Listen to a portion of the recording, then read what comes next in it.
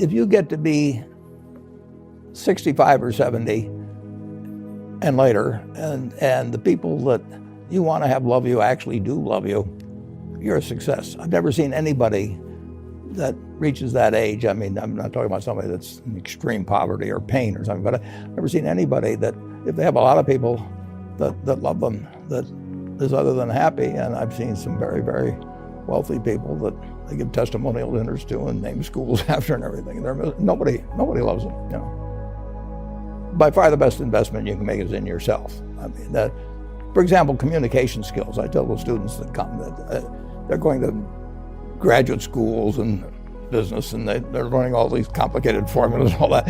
If they just learn to communicate better, and both in writing and in person, they increase their value at least 50%. You know, I mean, if you can't communicate, somebody says, you know, it's like winking at a girl in the dark. Nothing happens, you know, basically. And you have to be able to get forth your ideas, and that's relatively easy. I did it myself with the Dale Carnegie course. Some people wish I'd taken a shorter course now in terms of my talking later on, but it's just hugely important. And if you invest in yourself, nobody can take it away from you. The second thing, which I'll get a certain criticism for not living it, but I do tell students, you know, that if I gave you a car and it'd be the only car you get in the rest of your life, you take care of it like you can't believe. Any scratch, you'd fix that moment. You read the owner's manual. You keep a garage and do all these things, and you get exactly one mind and one body in this world. And you can't start taking care of it when you're 50. By that time, you'll have rusted out if you haven't done anything. So you should really make sure that you just remember that you just got one mind and body to get through life with and to do the most with it. What about life advice? Well, life advice is, you know, the most important thing, aside from the things I've talked about already, is really who you associate with. You want to associate with people that are better than you are. I mean, basically, you'll go in the direction of the people that you associate with, and you want to have the right heroes. You want people, if you want to emulate somebody, you better pick very carefully who you want to emulate. And obviously, you can't pick your parents. They're going to have an enormous influence on you, but you don't get a choice on that. But you get choices as you go down the line, and who you admire, who you want to copy, and the most important for most people in terms of that decision is their spouse. It's also important in terms of a partner in business, but the partner in life is the most important one. You want to pick a spouse that's better than you are, and then he or she, and you hope they don't figure it out too fast. Is business school worth it? Depends on the person. Much more than it depends on the school. I mean, I wouldn't worry.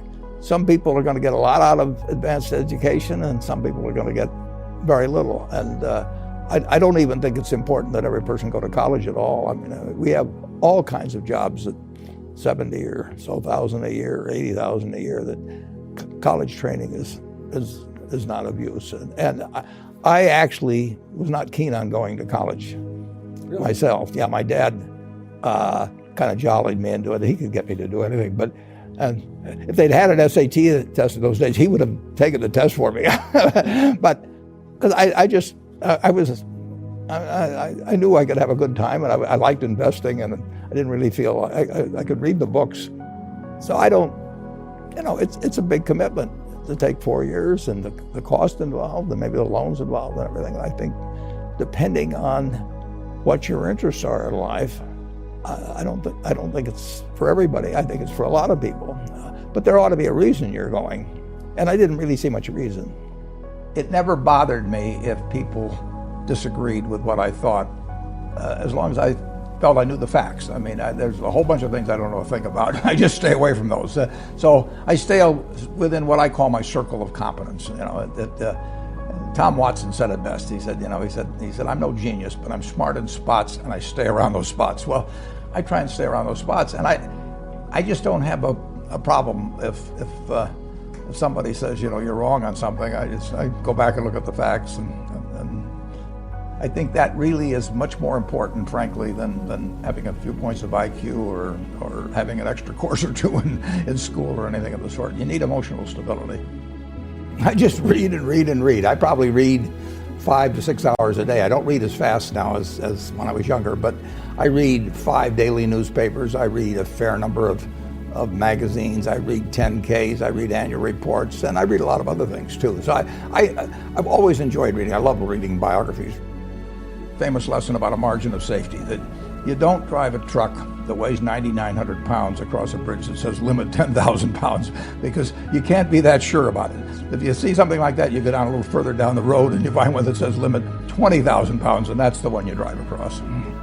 The nature of capitalism is that people want to come in and take your castle. It's perfectly understandable. I mean, if I'm selling television sets or something, there's going to be 10 other people that are going to try and sell a better television set. If I have a restaurant here in Omaha, people are going to try and copy my menu and give more parking and take my chef and so on. So capitalism's all about somebody coming and trying to take the castle.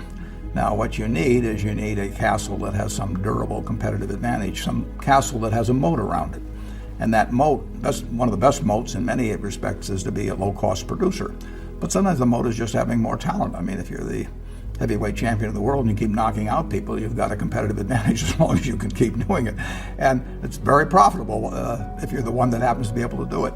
If you can turn out great motion pictures, I mean, Steven Spielberg, I mean, he's a fellow to bet on, and it has enormous economic value. What kills great businesses, if you look at, I do believe in looking at history, and I like to study failure, actually. And my partner says, all I want to know is where I'll die, so I'll never go there. And we want to see what has caused businesses to go bad. And the biggest thing that kills them is complacency. I mean, you want a restlessness, a feeling that, that somebody's always after you, but you're going to stay ahead of them. You always want to be on the move. And when you've got a great business, like Coca-Cola, which is, there aren't any like Coca-Cola, but you really, the danger would always be that you rest on your laurels. But I see none of that, obviously, at Coca-Cola. But that is the key, to compete the same way when you've got 1.8 billion servings being sold daily as when you were selling 10 a day. And that restlessness, that belief that tomorrow is more exciting than today, you just have to have it permeate the organization. Who was Ben Graham? He was your primary mentor, model? He was a wonderful man, and he was my professor at Columbia. I read his book when I was 19 at the University of Nebraska, and I'd started investing when I was 11, and I started reading about it when I was like 7. So I'd gone through I read every book in the Omaha Public Library that there was on, by the time I was 12, on investing and stock market. And I had a lot of fun, but I never really found out, I never got grounded in anything. And it was entertaining, but it wasn't going to be profitable. And then I read Graham's book, The Intelligent Investor, when I was at the University of Nebraska. And that just opened the whole thing up to me. Yeah, and I named my oldest son is named Howard after my dad, Graham Buffett. And he was a marvelous man. Never expected anything from me in return. You have given a lot of fabulous advice, but what's the best advice that you've ever received?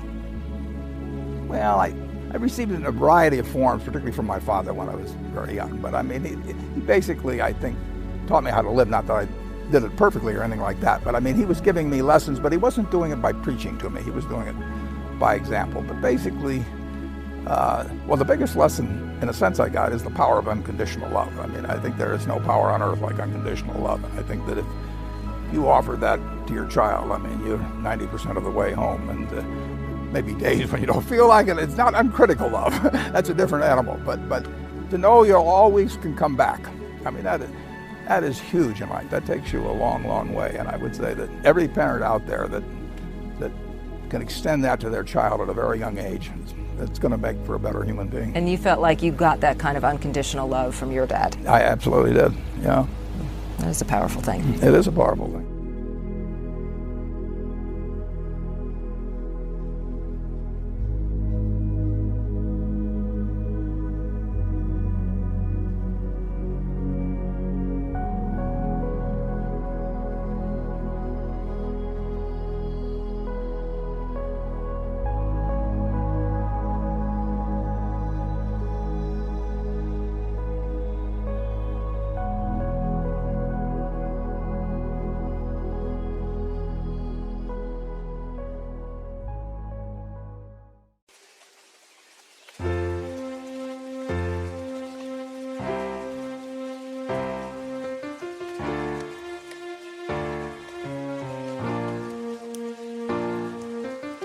you.